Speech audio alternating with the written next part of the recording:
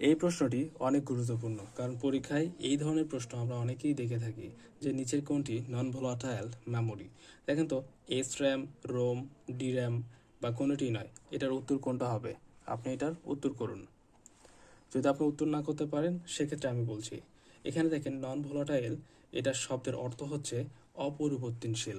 অর্থাৎ আপনি যখন আপনার কম্পিউটারে যে তথ্যগুলো রাখছেন সেগুলো বিদ্যুৎ চলে যাওয়ার পরে আগে যেমন ছিল তেমনই থাকে, মানে কোনো ধরনের পরিবর্তন হয় না।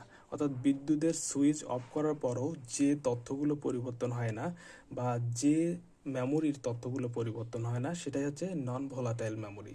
দেখো, এখানে দেখুন, রোম, ওকে, রিড অনলি মেমোরি, রোমের পূর্ণরূপ হচ্ছে রিড অনলি মেমোরি। এই রিডের যে তথ্যগুলো সেগুলো বিদ্যুতের সুইচ অফ করার পরও পরিবর্তন হয় না, সেগুলোই হচ্ছে নন ভোলাটাইল, অর্থাৎ অপরিবর্তনশীল। ভোলাটাইল হচ্ছে পরিবর্তনশীল। যেমন এখানে র্যাম রয়েছে, তারপর স্ট্যাটিক এস র্যাম রয়েছে।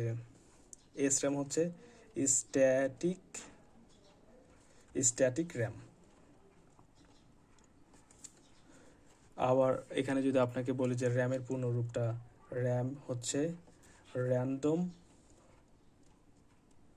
র্যান্ডম অ্যাক্সেস অ্যাক্সেস মেমোরি, এটা হচ্ছে র্যামের পূর্ণরূপ। তারপর হচ্ছে এখানে ডি র্যাম, ডি র্যামের পূর্ণরূপটা আমি লিখে দিই, D RAM, D RAM dynamic dynamic random access memory, dynamic random access memory.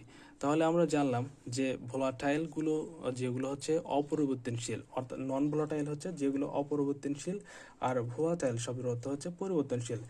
র্যামের তথ্যগুলো আপনি বিদ্যুৎ সুইচ অফ করার সাথে সাথে, অর্থাৎ বিদ্যুৎ চলে যাওয়ার সাথে সাথেই আপনার র্যামের তথ্যগুলো মুছে যায়।